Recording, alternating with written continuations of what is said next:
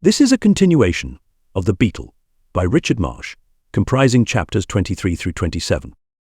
Book 3. The Terror by Night and the Terror by Day. Miss Marjorie Linden tells the tale. Chapter 23. The way he told her. I am the happiest woman in the world. I wonder how many women have said that of themselves in their time. But I am. Paul has told me that he loves me. How long I have made inward confession of my love for him, I should be ashamed to say. It sounds prosaic, but I believe it is a fact that the first stirring of my pulses was caused by the report of a speech of his which I read in the Times. It was on the 8 hours bill. Papa was most unflattering. He said that he was an oily spouter, an ignorant agitator, an irresponsible firebrand, and a good deal more to the same effect. I remember very well how Papa fidgeted with the paper, declaring that it read even worse than it had sounded, and goodness knew that it had sounded bad enough. He was so very emphatic that when he had gone I thought I would see what all the pother was about, and read the speech for myself. So I read it. It affected me quite differently. The speaker's words showed such knowledge, charity, and sympathy that they went straight to my heart. After that I read everything of Paul Lessingham's which I came across, and the more I read the more I became impressed. But it was some time before we met. Considering what Papa's opinions were, it was not likely that he would go out of his way to facilitate a meeting. To him, the mere mention of the name was like a red rag to a bull. But at last we did meet. And then I knew that he was stronger, greater, better even than his words. It is so often the other way. One finds that men, and women too, are so apt to put their best, as it were, into their shop windows, that the discovery was as novel as it was delightful. When the ice was once broken, we often met. I do not know how it was. We did not plan our meetings at first, at any rate. Yet we seemed always meeting. Seldom a day passed on which we did not meet, sometimes twice or thrice. It was odd how we were always coming across each other in the most unlikely places. I believe we did not notice it at the time, but looking back I can see that we must have managed our engagements so that somewhere, somehow, we should be certain to have an opportunity of exchanging half a dozen words. Those constant encounters could not have all been chance ones. But I never supposed he loved me, never. I am not even sure that, for some time, I was aware that I loved him. We were great on friendship, both of us. I was quite aware that I was his friend, but he regarded me as his friend. He told me so more than once. I tell you this, he would say, referring to this, that or the other, because I know that, in speaking to you, I am speaking to a friend. With him those were not empty words. All kinds of people talk to one like that. Especially men. It is a kind of formula which they use with every woman who shows herself disposed to listen. But Paul is not like that. He is chary of speech, not by any means a woman's man. I tell him that is his weakest point. If legend does not lie more even than is common, few politicians have achieved prosperity without the aid of women. He replies that he is not a politician, that he never means to be a politician. He simply wishes to work for his country. If his country does not need his services, well, let it be. Papa's political friends have always so many axes of their own to grind, that, at first, to hear a member of Parliament talk like that was almost disquieting. I had dreamed of men like that, but I never encountered one till I met Paul Lessingham. Our friendship was a pleasant one. It became pleasanter and pleasant, until there came a time when he told me everything, the dreams he dreamed, the plans which he had planned, the great purposes which, if health and strength were given him, he intended to carry to a great fulfilment. And at last he told me something else. It was after a meeting at a working women's club in Westminster he had spoken. And I had spoken too. I don't know what Papa would have said, if he had known. But I had. A formal resolution had been proposed, and I had seconded it, in perhaps a couple of 100 words, but that would have been quite enough for Papa to have regarded me as an abandoned wretch. Papa always puts those sort of words into capitals. Papa regards a speechifying woman as a thing of horror. I have known him look askance at a primrose dam. The night was fine. Paul proposed that I should walk with him down the Westminster Bridge Road until we reached the house, and then he would see me into a cab. I did as he suggested. It was still early, not yet 10, and the streets were alive with people. Our conversation, as we went, was entirely political. The Agricultural Amendment Act was then before the Commons, and Paul felt very strongly that it was one of those measures which give with one hand while taking with the other. The committee stage was at hand, and already several amendments were threatened, the effect of which would be to strengthen the landlord at the expense of the tenant. More than one of these, and they not the most moderate, were to be proposed by Papa. Paul was pointing out how it would be his duty to oppose these tooth and nail, when, all at once, he stopped. I sometimes wonder how you really feel upon this matter. What matter? On the difference of opinion in political matters which exists between your father and myself. I am conscious that Mr. Linden regards my action as a personal question and resents it so keenly that I am sometimes moved to wonder if at least a portion of his resentment is not shared by you. I have explained I consider Papa the politician as one person and Papa the father as quite another. You are his daughter. Certainly I am, but would you, on that account, wish me to share his political opinions, even though I believe them to be wrong? You love him. Of course I do. He is the best of fathers. Your defection will be a grievous disappointment. I looked at him out of the corner of my eye. I wondered what was passing through his mind. The subject of my relations with Papa was one which, without saying anything at all about it, we had consented to taboo. I am not so sure. I am permeated with a suspicion that Papa has no politics. Miss Linden, I fancy that I can adduce proof to the contrary. I believe that if Papa were to marry again, say, a Home Ruler, within 3 weeks his wife's politics would be his own. Paul thought before he spoke. Then he smiled. I suppose that men sometimes do change their coats to please their wives, even their political ones. Papa's opinions are the opinions of those with whom he mixes. The reason why he consorts with Tories of the crusted school is because he fears that if he associated with anybody else with radicals, say, before he knew it, he would be a radical too. With him, association is synonymous with logic. Paul laughed outright. By this time we had reached Westminster Bridge. Standing, we looked down upon the river. A long line of lanterns was gliding mysteriously over the waters. It was a tug towing a string of barges. For some moments neither spoke. Then Paul recurred to what I had just been saying. Presently his hand fastened upon mine and held it tight. And you, do you think marriage would colour your convictions? Would it yours? That depends. He was silent. Then he said, in that tone which I had learned to look for when he was most in earnest, it depends on whether you would marry me. I was still. His words were so unexpected that they took my breath away. I knew not what to make of them. My head was in a whirl. Then he addressed to me a monosyllabic interrogation. Well? I found my voice, or a part of it. Well, to what? He came a little closer. Will you be my wife? The part of my voice which I had found was lost again. Tears came into my eyes. I shivered. I had not thought that I could be so absurd. Just then the moon came from behind a cloud. The rippling waters were tipped with silver. He spoke again, so gently that his words just reached my ears. You know that I love you. Then I knew that I loved him too. That what I had fancied was a feeling of friendship was something very different. It was as if somebody, in tearing a veil from before my eyes, had revealed a spectacle which dazzled me. I was speechless. He misconstrued my silence. Have I offended you? No. I fancy that he noted the tremor which was in my voice, and read it rightly, for he too was still. Presently his hand stole along the parapet, and fastened upon mine, and held it tight. And that was how it came about. Other things were said, but they were hardly of the first importance, though I believe we took some time in saying them. Of myself I can say with truth, that my heart was too full for copious speech. I was dumb with a great happiness, and I believe I can say the same of Paul. He told me as much when we were parting. It seemed that we had only just come there when Paul started. Turning, he stared up at Big Ben. Midnight. The house up. Impossible. But it was more than possible.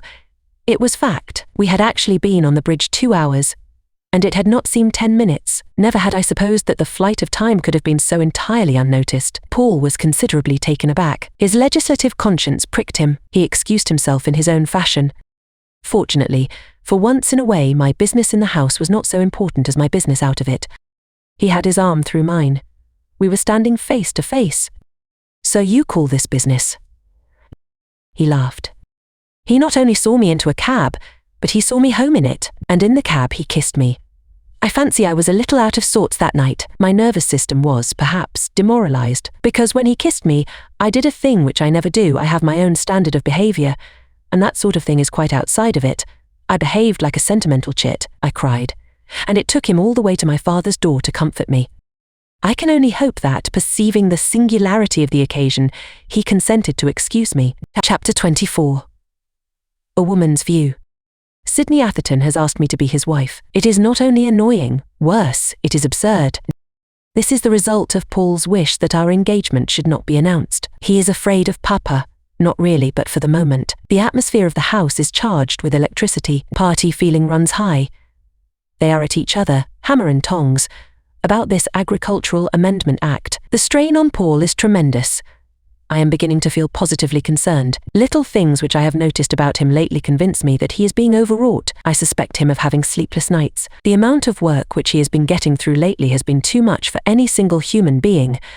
I care not who he is. He himself admits that he shall be glad when the session is at an end. So shall I.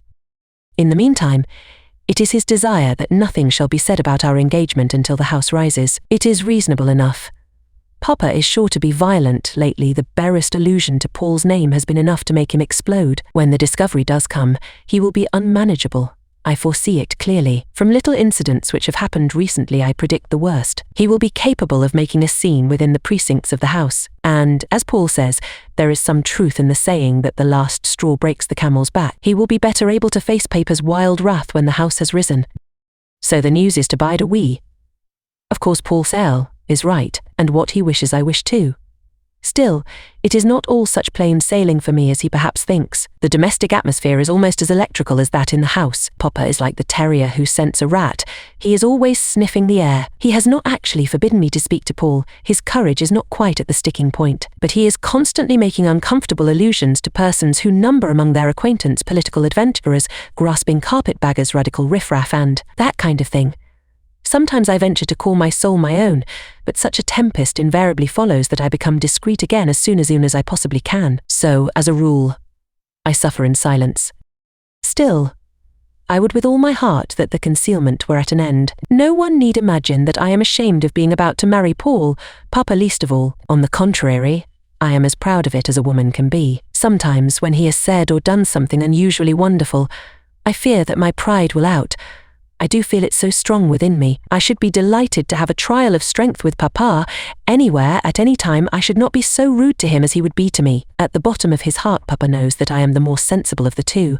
After a pitched battle or so, he would understand it better still. I know Papa. I have not been his daughter for all these years in vain. I feel like hot-blooded soldiers must feel, who, burning to attack the enemy in the open field, are ordered to skulk behind hedges and be shot at. One result is that Sydney has actually made a proposal of marriage, he of all people. It is too comical.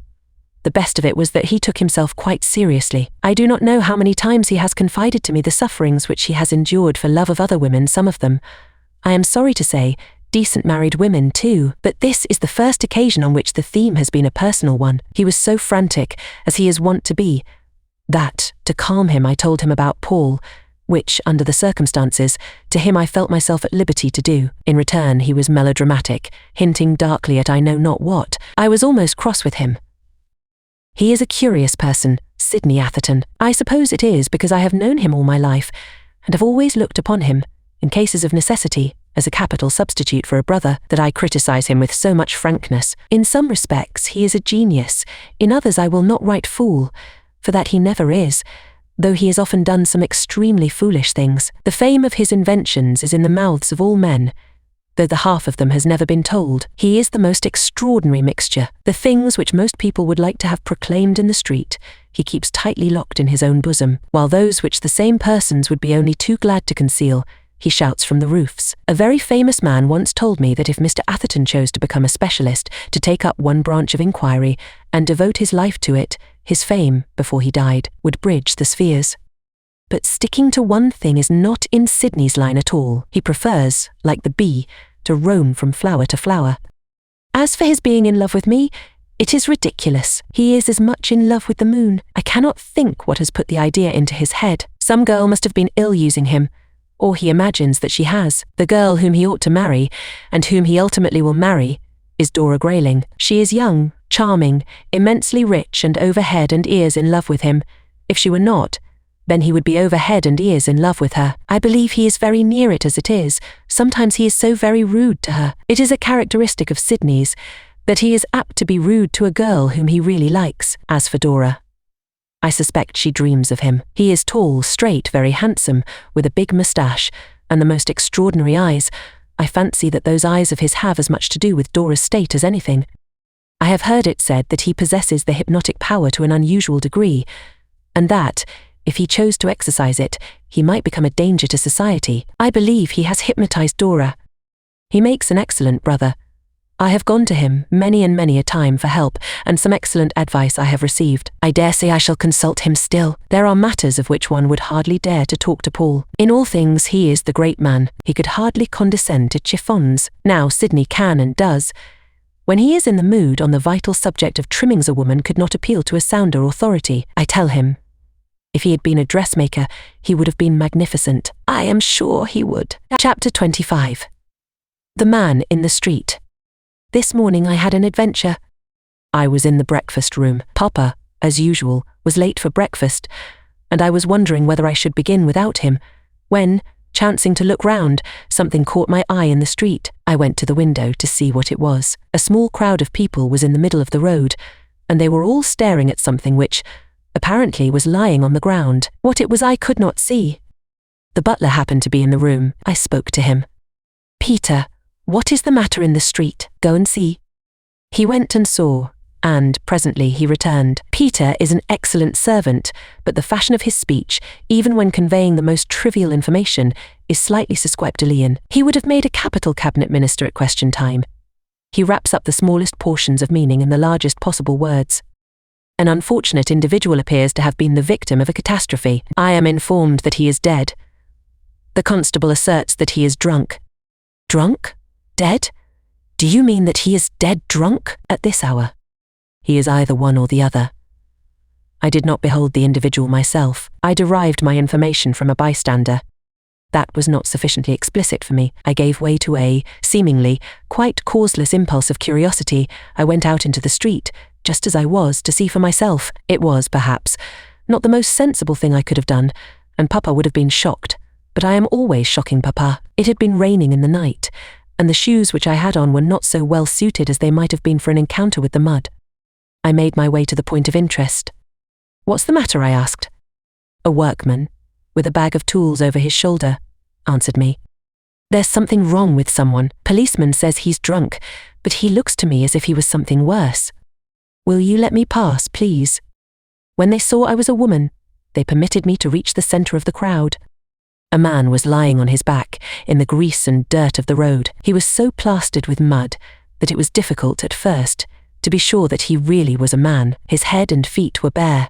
His body was partially covered by a long, ragged cloak. It was obvious that one wretched, dirt-stained, sopping wet rag was all the clothing he had on. A huge constable was holding his shoulders in his hands, and was regarding him as if he could not make him out at all. He seemed uncertain as to whether it was, or was not a case of shamming. He spoke to him as if he had been some refractory child. "Come, my lad, this won't do. Wake up. What's the matter?"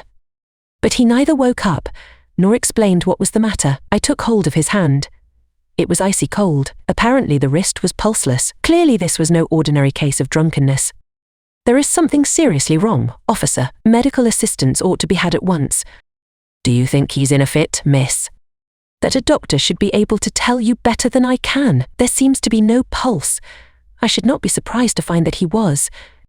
The word "dead" was actually on my lips when the stranger saved me from making a glaring exposure of my ignorance by snatching his wrist away from me and sitting up in the mud. He held out his hands in front of him, opened his eyes, and exclaimed, in a loud but painfully raucous tone of voice, as if he was suffering from a very bad cold, "Paul Lessingham." I was so surprised that I all but sat down in the mud. To hear "Paul, my Paul," apostrophized by an individual of his appearance, in that fashion, was something which I had not expected. Directly the words were uttered, he closed his eyes again, sank backward, and seemingly relapsed into unconsciousness, the constable gripping him by the shoulder just in time to prevent him banging the back of his head against the road. The officer shook him, scarcely gently. "Now, my lad, it's plain that you're not dead. What's the meaning of this? Move yourself." Looking round, I found that Peter was close behind. Apparently he had been struck by the singularity of his mistress' behaviour, and had followed to see that it did not meet with the reward which it deserved. I spoke to him. "Peter, let someone go at once for Dr. Cotes." Dr. Coates lives just round the corner, and since it was evident that the man's lapse into consciousness had made the policeman sceptical as to his case being so serious as it seemed, I thought it might be advisable that a competent opinion should be obtained without delay. Peter was starting, when again the stranger returned to consciousness. That is, if it really was consciousness, as to which I was more than a little in doubt. He repeated his previous pantomime, sat up in the mud, stretched out his arms, opened his eyes unnaturally wide, and yet they appeared unseeing. A sort of convulsion went all over him, and he shrieked. It really amounted to shrieking as a man might shriek who was in mortal terror. Be warned, Paul Lessingham, be warned. For my part, that settled it. There was a mystery here which needed to be unravelled. Twice had he called upon Paul's name, and in the strangest fashion. It was for me to learn the why and the wherefore, to ascertain what connection there was between this lifeless creature and Paul Lessingham. Providence might have cast him there before my door. I might be entertaining an angel unawares. My mind was made up on the instant. Peter, hasten for Dr. Coates. Peter passed the word, and immediately a footman started running as fast as his legs would carry him. Officer, I will have this man taken into my father's house. Will some of you men help to carry him?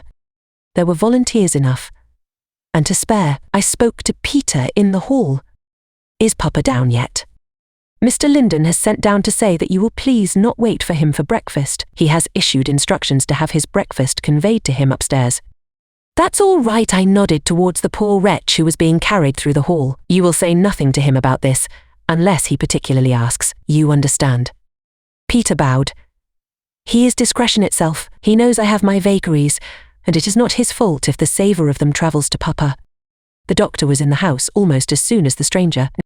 Once washing, he remarked, directly he saw him. And that certainly was true. I never saw a man who stood more obviously in need of the good offices of soap and water. Then he went through the usual medical formula, I watching all the while. So far as I could see, the man showed not the slightest sign of life. Is he dead? He will be soon, if he doesn't have something to eat. The fellow's starving. The doctor asked the policeman what he knew of him. That sagacious officer's reply was vague. A boy had run up to him crying that a man was lying dead in the street. He had straightway followed the boy and discovered the stranger. That was all he knew. What is the matter with the man? I inquired of the doctor when the constable had gone. Don't know. It may be catalepsy, and it mayn't. When I do know, you may ask again. Dr. Coates' manner was a trifle brusque, particularly, I believe, to me. I remember that once he threatened to box my ears. When I was a small child, I used to think nothing of boxing his. Realizing that no satisfaction was to be got out of a speechless man, particularly as regards his mysterious references to Paul I, went upstairs. I found that Papa was under the impression that he was suffering from a severe attack of gout, but as he was eating a capital breakfast and apparently enjoying it, while I was still fasting, I ventured to hope that the matter was not so serious as he feared. I mentioned nothing to him about the person whom I had found in the street, lest it should aggravate his gout. When he is like that, the slightest thing does. Chapter 26. A Father's N.O. Paul has stormed the House of Commons with one of the greatest speeches which even he has delivered, and I have quarrelled with Papa, and also I have very nearly quarrelled with Sidney. Sidney's little affair is nothing. He actually still persists in thinking himself in love with me, as if, since last night, when he what he calls proposed to me, he has not time to fall out of love, and in again, 6 times. And, on the strength of it, he seems to consider himself entitled to make himself as disagreeable as he can. That I should not mind, for Sidney disagreeable is about as nice as Sidney any other way. But when it comes to his shooting poisoned shafts at Paul, I object. If he imagines that anything he can say or hint will lessen my estimation of Paul Lessingham by 1 hair's breadth, he has less wisdom even than I gave him credit for. By the way, Percy Woodville asked me to be his wife tonight, which also is nothing. He has been trying to do it for the last 3 years, though, under the circumstances. It is a little trying, but he would not spit venom merely because I preferred another man, and he, I believe, does care for me. Papa's affair is serious. It is the first clashing of the foils, and this time, I imagine, the buttons are really off. This morning he said a few words, not so much too as at me. He informed me that Paul was expected to speak tonight, as if I did not know it, and availed himself of the opening to load him with the abuse which, in his case, he thinks is not unbecoming to a gentleman. I don't know, or rather, I do know what he would think, if he heard another man use, in the presence of a woman, the kind of language which he habitually employs. However, I said nothing. I had a motive for allowing the chaff to fly before the wind. But tonight, issue was joined. I, of course, went to hear Paul speak, as I have done over and over again before. Afterwards, Paul came and fetched me from the cage. He had to leave me for a moment, while he gave somebody a message, and in the lobby, there was Sydney, all sneers. I could have pinched him. Just as I was coming to the conclusion that I should have to stick a pin into his arm, Paul returned, and, positively, Sydney was rude to him. I was ashamed. If Mr. Atherton was not. As if it was not enough that he should be insulted by a mere popinjay, at the very moment when he had been adding another stone to the fabric of his country's glory. Papa came up. He actually wanted to take me away from Paul. I should have liked to see him do it. Of course I went down with Paul to the carriage, leaving Papa to follow if he chose. He did not choose, but nonetheless he managed to be home within 3 minutes after I had myself returned. Then the battle began. It is impossible for me to give an idea of Papa in a rage. There may be men who look well when they lose their temper, but if there are, Papa is certainly not one. He is always talking about the magnificence and the high breeding of the Lindens, but anything less high-bred than the head of the Lindens, in his moments of wrath, it would be hard to conceive. His language I will not attempt to portray, but his observations consisted, mainly of abuse of Paul, glorification of the Lindens, and orders to me. I forbid you, when Papa wishes to be impressive he repeats his own words 3 or 4 times over. I don't know if he imagines that they are improved by repetition. If he does, he is wrong. I forbid you ever again to speak to that. Here followed language. I was silent. My cue was to keep cool. I believe that, with the exception, perhaps, of being a little white, and exceedingly sorry that Papa should so forget himself, I was about the same as I generally am. Do you hear me? Do you hear what I say? Do you hear me, miss? Yes, Papa, I hear you. Then promise me. Promise that you will do as I tell you. Mark my words, my girl. You shall promise before you leave this room. My dear Papa, do you intend me to spend the remainder of my life in the drawing room? Don't you be impertinent. Don't you speak to me like that. I won't have it. I tell you what it is, Papa. If you don't take care, you'll have another attack of gout. Damn gout. That was the most sensible thing he said. If such a tormentor as gout can be consigned to the nether regions by the mere utterance of a word, by all means let the word be uttered. Off he went again. The man's a ruffianly, rascally, and so on. There's not such a villainous vagabond, and all the rest of it. And I order you. I'm a Linden. And I order you. I'm your father, and I order you. I order you never to speak to such a, various vain repetitions again, and I order you never to look at him. Listen to me, Papa. I will promise you never to speak to Paul Lessingham again, if you will promise me never to speak to Lord Cantilever, or to recognize him if you meet him in the street. You should have seen how Papa glared. Lord Cantilever is the head of his party. It's august, and, I presume, reverenced leader. He is Papa's particular fetish. I am not sure that he does regard him as being any lower than the angels, but if he does, it is certainly something in decimals. My suggestion seemed as outrageous to him as his suggestion seemed to me, but it is Papa's misfortune that he can only see one side of a question, and that's his own. You dare to compare Lord Cantilever to that. I am not comparing them.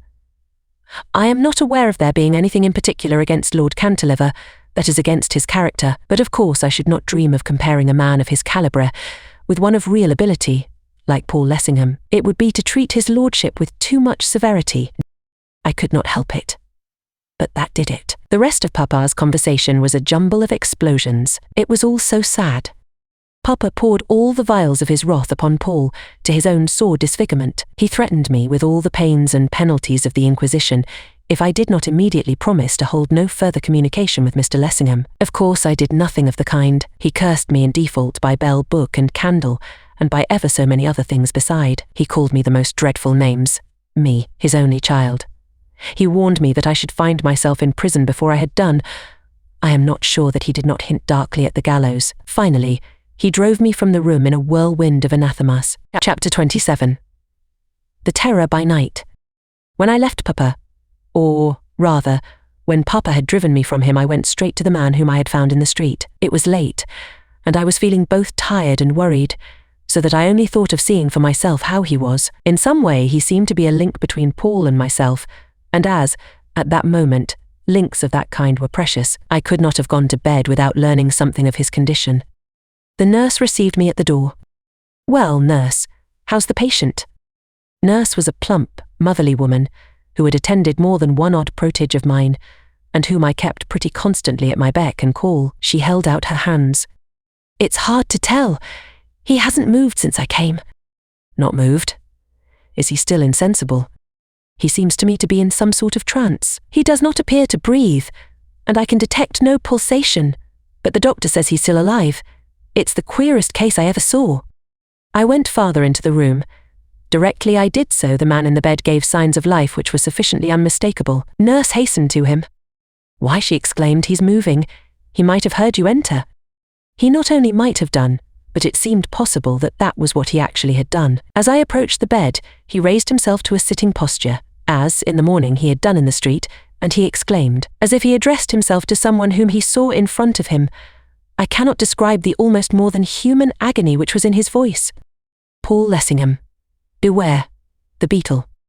What he meant I had not the slightest notion. Probably that was why what seemed more like a pronouncement of delirium than anything else had such an extraordinary effect upon my nerves. No sooner had he spoken than a sort of blank horror seemed to settle down upon my mind. I actually found myself trembling at the knees. I felt, all at once, as if I was standing in the immediate presence of something awful yet unseen. As for the speaker, no sooner were the words out of his lips than, as was the case in the morning, he relapsed into a condition of trance. Nurse, bending over him, announced the fact. "He's gone off again. What an extraordinary thing. I suppose it is real." It was clear, from the tone of her voice, that she shared the doubt which had troubled the policeman. "There's not a trace of a pulse. From the look of things he might be dead. Of one thing I'm sure, that there's something unnatural about the man. No natural illness I ever heard of takes hold of a man like this." Glancing up, she saw that there was something unusual in my face, an appearance which startled her. "Why, Miss Marjorie? What's the matter? You look quite ill." I felt ill, and worse than ill, but at the same time I was quite incapable of describing what I felt to Nurse. For some inscrutable reason I had even lost the control of my tongue. I stammered. I'm not feeling very well, Nurse. I think I'll be better in bed."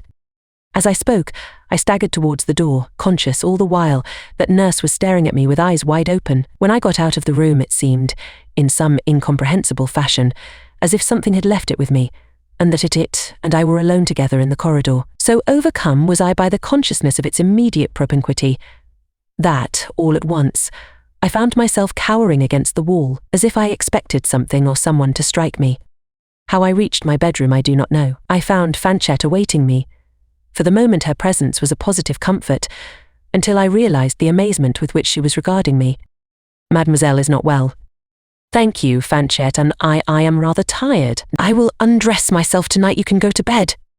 "But if Mademoiselle is so tired, will she not permit me to assist her?" The suggestion was reasonable enough, and kindly too, for, to say the least of it, she had as much cause for fatigue as I had. I hesitated. I should have liked to throw my arms about her neck and beg her not to leave me, but the plain truth is, I was ashamed. In my inner consciousness I was persuaded that the sense of terror which had suddenly come over me was so absolutely causeless that I could not bear the notion of playing the craven in my maid's eyes. While I hesitated, something seemed to sweep past me through the air and to brush against my cheek in passing. I caught at Fanchette's arm. "Fanchette, is there something with us in the room?" "Something with us in the room? Mademoiselle? What does Mademoiselle mean?"